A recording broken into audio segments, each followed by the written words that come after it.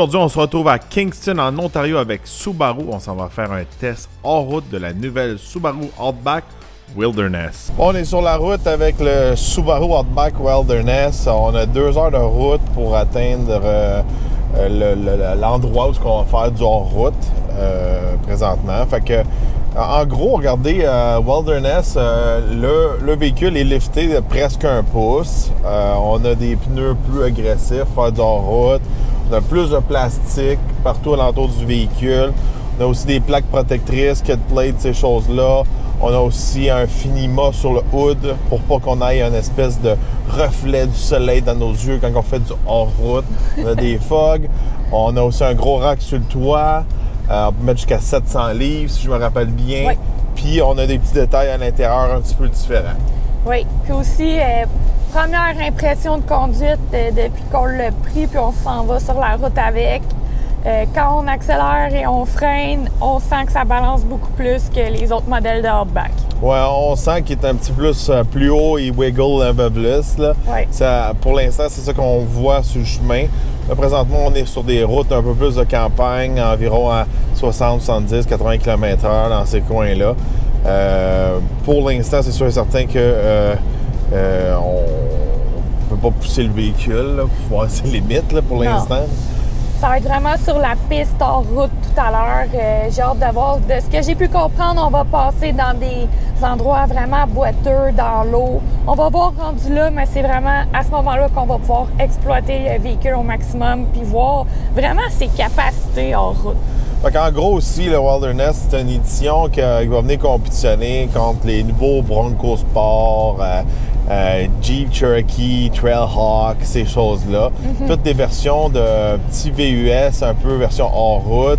Le Outback est un petit peu plus gros, à mon avis, là, que ces versions-là, mais c'est un petit peu la compétition que Subaru, ils nous ont dit qu'ils visaient un peu avec ce modèle-là. Ils vont aller chercher beaucoup les gens qui veulent faire du overlanding, camping, ces choses-là, mettre une tente sur le toit. Oui, d'où le 700 livres de capacité sur le toit.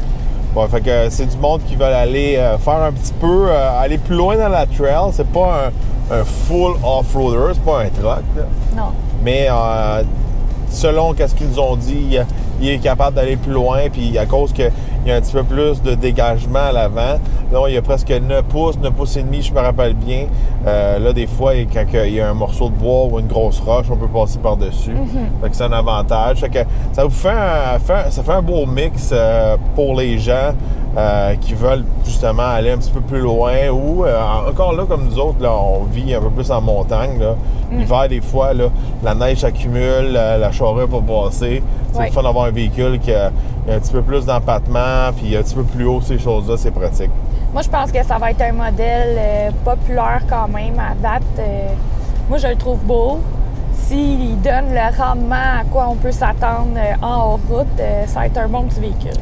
Puis aussi, j'ai remarqué qu'ils ont changé le gearing, le ratio. Il décolle plus vite. On voit qu'il veut un petit peu plus.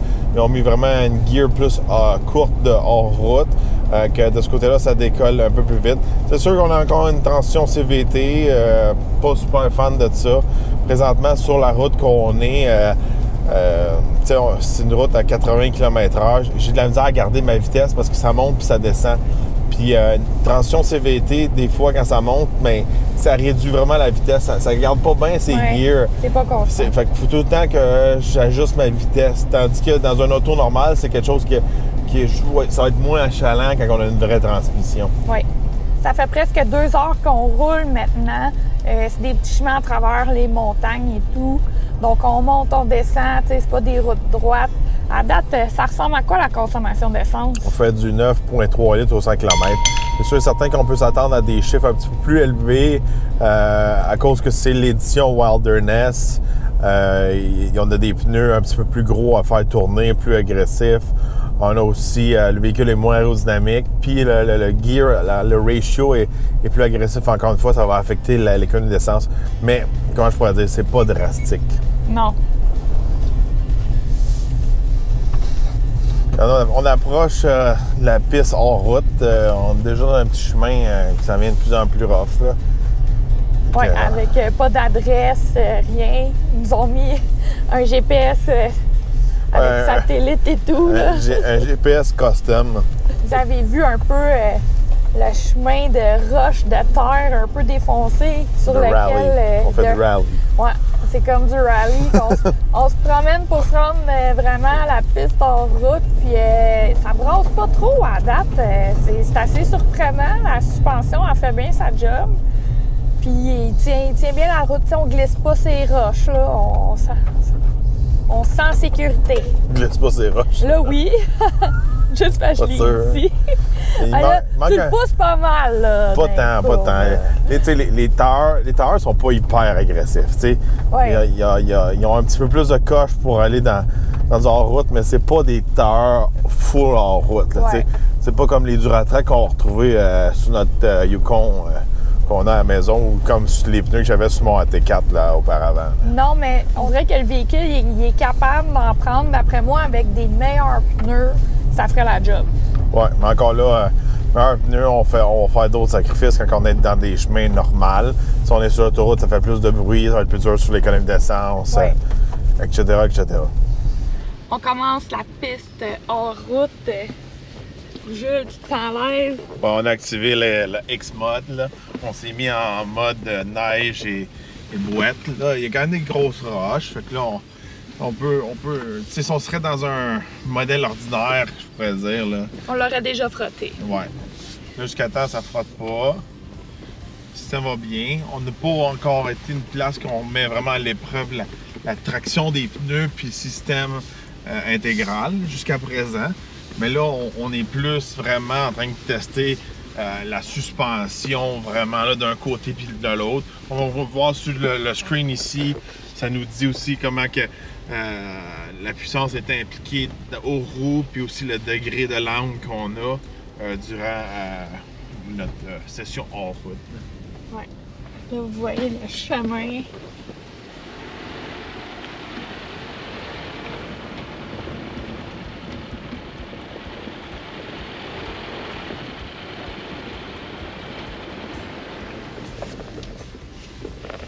Ça brasse quand même, mais pour vrai, je suis quand même surpris de la suspension. Ouais. Elle est soft quand même, là. Le truc, c'est d'aller pas trop vite. Là, ouais. Comme là, regardez, c'est un bon bout quand même. Là.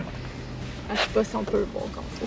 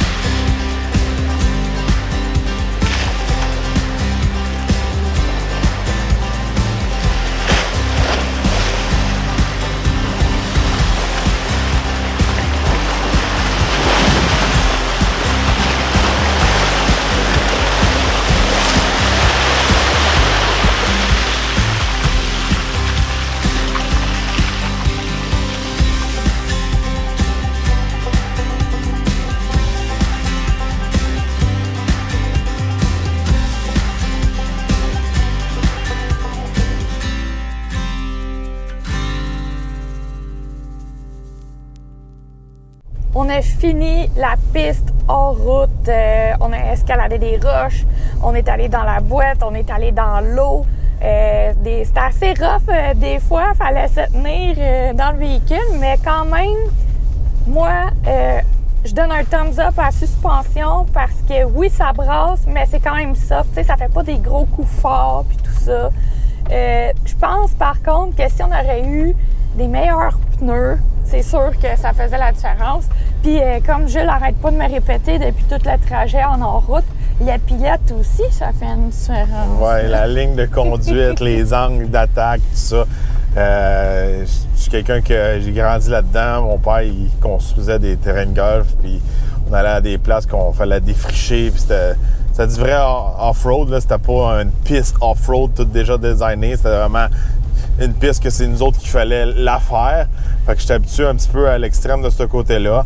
Le test d'aujourd'hui, il nous montre comment que le véhicule est capable. Je trouve que le véhicule, pour une auto, c'est sûr et certain que mes références dans tout ça, c'est sûr et certain que c'est toujours des camions en route, des transfer cases, des vrais 4x4. On peut pas vraiment comparer à ça. Ça se débrouille bien, c'est pas un pick-up, c'est sûr et certain. On n'a pas été à la limite des pneus, on n'a pas été à la limite de la suspension non plus, ou à la limite de la traction. C'était vraiment peut-être le plus avancé comme chemin pour quelqu'un qui va avoir ce type de véhicule-là, comme un Subaru. Encore une fois, on n'a pas fait un full flex là, de suspension, à lever des roues dans les airs. La dernière fois que j'ai fait du off-road, c'était avec Ram. On a fait on avait les Rebelles puis Power Wagon. Puis à un moment donné, on était rendu presque sur 3 roues. Il y avait une roue dans les airs. C'était un petit peu plus extrême. Il y a des moments donnés aussi, il fallait bloquer nos différentiels. On n'a pas été à cet extrême-là, mais encore là, une fois, c'est pas le genre de véhicule qu'on va emmener dans des endroits extrêmes comme ça. Ça passe au-dessus de la plupart des grosses roches. Ouais. On n'a pas accroché une fois. Encore une fois, c'est les angles d'attaque. Mais si on aurait été avec un auto plus normal, ou mettons un modèle pas Wilderness, juste un Outback, il y aurait beaucoup d'endroits que ça l'aurait frotté, puis ça aurait été beaucoup plus difficile. Oui, puis même passer dans l'eau. Tu sais, là, on est en Ontario, on a les plaques à l'avant du véhicule. Il y a des fois que la plaque était totalement immergée. Ça fait vraiment une différence, le modèle Wilderness, justement. C'est certain, moi, je suis assurée à 100% qu'on aurait passé avec un modèle régulier d'Outback. On aurait resté pris à certains endroits. Puis à d'autres endroits, on n'aurait carrément pas pu passer, là. Non. Non, les roches étaient trop hautes, c'était trop limité pour le véhicule. Avec un bon test qui nous montre que de quoi qui est capable le véhicule.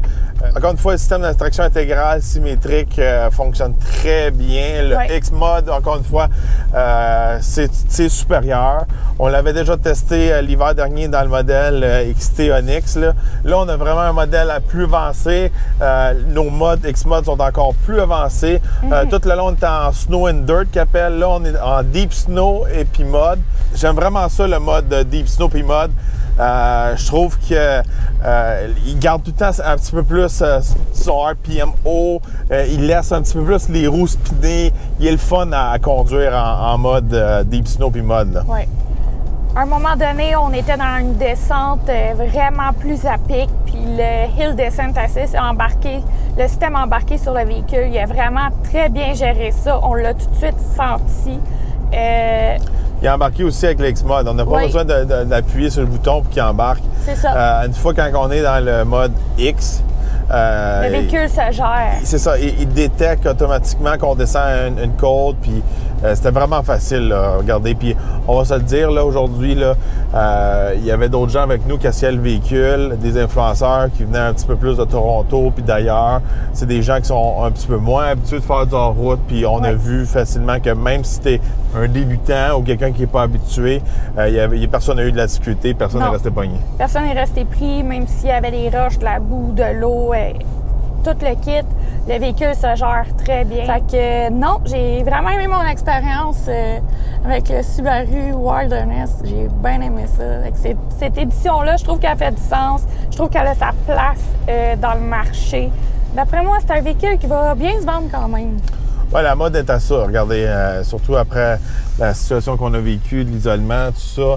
Beaucoup de gens qui veulent partir à l'aventure, puis sans prendre l'avion, puis être capable de camper. Fait que je pense que beaucoup de gens de plus en plus vont se diriger vers ça. Donc, un véhicule qui est quand même bien complet, puis il a quand même un prix intéressant aussi, là. Oui, il est dans les alentours de 41 900, si ma mémoire est bonne. Écoutez, moi, je trouve que c'est vraiment un bon modèle que Subaru ont fait. Je trouve que ça fait du sens qu'ils ont sorti cette édition-là, surtout après l'avoir testé et tout. C'est un véhicule qui est facile à utiliser. C'est sûr, si vous voulez voir plus de détails sur l'écran, l'espace arrière, l'espace cargo, tout ça, on a déjà notre essai routier de la version Onyx XT. C'est pas mal la même chose. On a une belle espace intérieur, autant en arrière qu'en avant ou aussi dans la valise. Fait que de ce côté-là, c'est intéressant. Fait que si vous êtes adepte un peu plus d'aller hors route, vous avez des chemins rough dans votre coin, puis vous voulez pas un SUV, vous voulez pas un pick-up, vous voulez pas un truck, vous aimez les wagons, c'est pas mal une des meilleures options qu'on peut avoir aussi. Alors dites-nous qu'est-ce que vous en pensez. Pensez-vous que c'est une belle édition? Est-ce que vous trouvez ça beau ou pour vous, rien battra un truck? Tant qu'à ça, vous allez upgrader pour un SUV ou un camion. Dites-nous si vous trouvez ce véhicule-là intéressant. N'oubliez pas de vous abonner, n'oubliez pas de liker et partager la vidéo et on se retrouve dans un prochain Essai routier.